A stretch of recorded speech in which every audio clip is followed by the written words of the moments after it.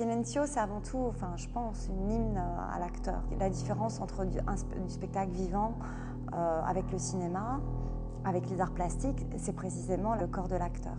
Mais leur corps n'est pas là et leur présence permettra de disparaître en une seconde comme le ferait un magicien ou réapparaître en une seconde.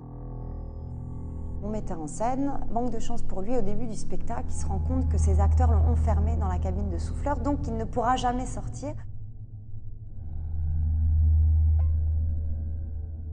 Il va se retrouver confronté à une sorte de Madame Loyale, une présence, une apparition comme ça, qui va faire un fil rouge et qui va lui dire « Moi, je suis dans mon club Silencio, il se passe des choses étranges et je te propose de venir les découvrir. » Cette Madame Loyale, c'est peut-être notre lien entre le réel et le monde des spectres, le monde du cinéma.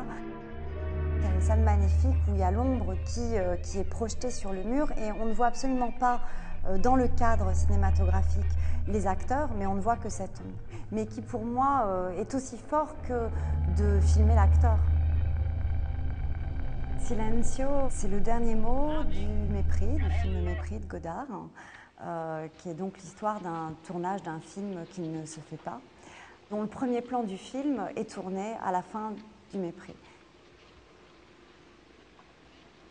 C'est le rapport au cinéma, puisque c'est un film, Silencio, on tourne, on cherche à laisser vivre quelque chose d'autre à qui on donne existence et qui va être sur l'écran.